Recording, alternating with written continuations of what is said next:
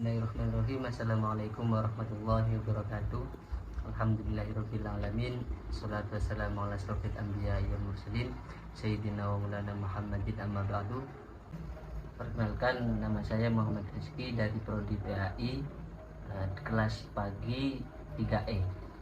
Nah, di sini saya akan membuat video yang dimana untuk memenuhi tugas dari dosen pengampu, yakni Dr. Ahmad Ikhwanul Mutakin. Di sini saya akan menjelaskan tentang materi pendekatan, model, strategi, metode, dan teknik pembelajaran. Adapun pengertian tentang pendekatan pembelajaran adalah cara pandang guru yang digunakan untuk menciptakan lingkungan pendidikan yang kondusif sekaligus sebagai usaha untuk mencapai tujuan pembelajaran yang telah ditetapkan. Nah, pendekatan pembelajaran itu dibagi menjadi 4. Yang pertama yaitu pendekatan kognitif. Nah, yang mana arti dari kognitif yaitu memfokuskan pada pembangunan kemampuan berpikir, mengingat dan memproses informasi pada peserta didik. Nah, yang kedua yaitu pendekatan humanistik. Nah, pengertian humanistik yaitu memfokuskan pada kemampuan individu untuk membanggakan potensi diri secara optimal. Yang ketiga, pendekatan behavioristik yaitu menggunakan penguatan positif dan negatif untuk merubah perilaku secara bertahap. Yang keempat, pendekatan konstruktif, memfasilitasi siswa untuk membangun pemahaman dan pengetahuannya sendiri melalui pengalaman, eksplorasi, serta refleksi. Contoh di sini pendekatan kognitif yaitu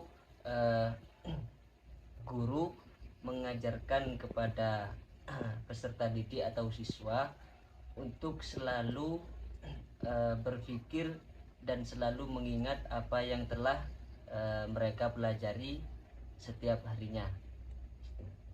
Terus contoh yang kedua yaitu pendekatan humanistik, yaitu contohnya seperti pada ekstrakurikuler, yaitu di sana memfokuskan pada kemampuan individu untuk membangunkan potensi diri secara optimal. Di situ ada banyak seperti yang pengen berbahasa Inggris, dan mereka bisa mengembangkan di situ di ekstrakurikuler tersebut. Terus yang ketiga yaitu pendekatan behavioristik. Contohnya yaitu menggunakan penguatan positif dan negatif untuk merubah perilaku secara bertahap. Jadi ketika guru itu menyampaikan suatu materi, dan guru itu tidak hanya melepas begitu saja, akan tapi harus juga mengontrol apakah yang dipelajari sesuai materi itu dilakukan di setiap harinya apa belum, seperti itu. Yang keempat, pendekatan konstruktivis yaitu memfasilitasi siswa untuk membangun pemahaman dan pengetahuan sendiri melalui pengalaman, eksplorasi, serta refleksi. Lanjut ke model pembelajaran. Model pembelajaran yaitu dimana guru itu bisa memakai model-model pembelajaran sebagai berikut. Yang pertama yaitu model inquiry. Model inquiry yaitu siswa memimpin proses pembelajaran melalui pengamatan, penelitian, dan eksperimen. Yang kedua, model kolaboratif yaitu siswa bekerja sama untuk mencapai tujuan bersama dengan saling bertukar ide dan berkomentar. Yang ketiga, yaitu model transfer. Nah, model transfer yaitu berfokus pada memindahkan pengetahuan dan keterampilan dari satu konteks ke konteks yang lainnya. Strategi pembelajaran di sini ada 3. Yang pertama, strategi metakognitif, yaitu membantu siswa belajar bagaimana untuk belajar dengan lebih baik. Yang kedua, strategi peta pikiran, yaitu memetakan hubungan antara konsep atau ide untuk membantu siswa memahami dan mengingat informasi. Yang ketiga, strategi simulasi, yaitu menyediakan pengalaman seperti nyata untuk membantu siswa memahami konsep atau proses. Lanjut ke metode pembelajaran. Metode pembelajaran yaitu di sini terbagi menjadi 3. Yang pertama, pembelajaran berbasis masalah. Siswa menyelesaikan tugas atau proyek yang meniru situasi di dunia nyata dan memerlukan keterampilan dan pengetahuan tertentu. Yang kedua, pembelajaran berbasis proyek. Siswa memperoleh keterampilan dan pengetahuan dengan melakukan proyek yang melibatkan penyelidikan, desain, dan pengembangan produk. Yang ketiga, pembelajaran terbalik. Memberikan siswa materi baru sebagai tugas yang harus dipelajari sebelum kegiatan pembelajarannya berikutnya.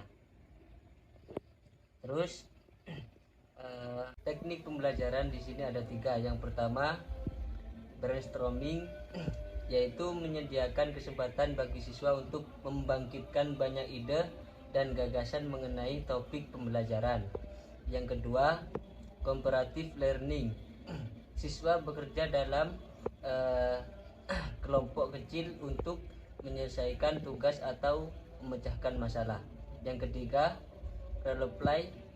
Siswa memainkan suatu peran dalam situasi tertentu untuk membantu mereka memahami emosi, perilaku, dan interaksi sosial.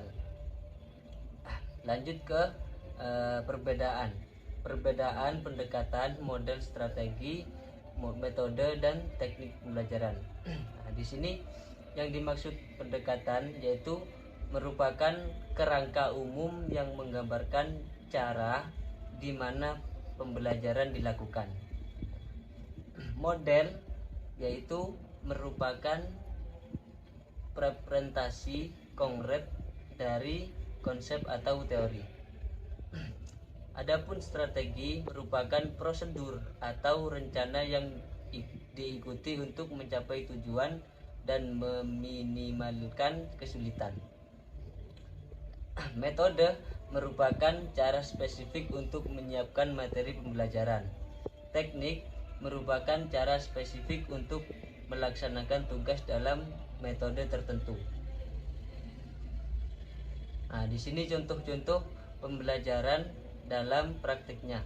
Yang pertama yaitu pendekatan kognitif, yaitu contohnya menggunakan gambar, peta, atau video untuk membantu siswa memproses informasi. Model inquiry, siswa melakukan eksperimen untuk mempelajari sifat kimia. Strategi peta pikiran, siswa menggunakan peta pikiran untuk mempelajari hubungan antara peristiwa penting dalam sejarah. Pembelajaran berbasis masalah, yaitu siswa menemukan solusi untuk masalah energi terbaru di lingkungan lokal. Terus brainstorming, yaitu siswa menghasilkan ide-ide baru untuk menyelesaikan masalah mengenai lingkungan di sekitar. Adapun comparative learning, siswa belajar bersama-sama untuk membuat presentasi tentang pahlawan nasional Indonesia. Role play, yaitu siswa memainkan peran dalam naskah drama untuk memperdalam pemahaman mereka tentang karakter dan konflik dalam cerita. Mungkin cukup itu dari saya. kurang lebihnya mohon maaf. Ihdinas siratal mustaqim. Wassalamualaikum warahmatullahi wabarakatuh.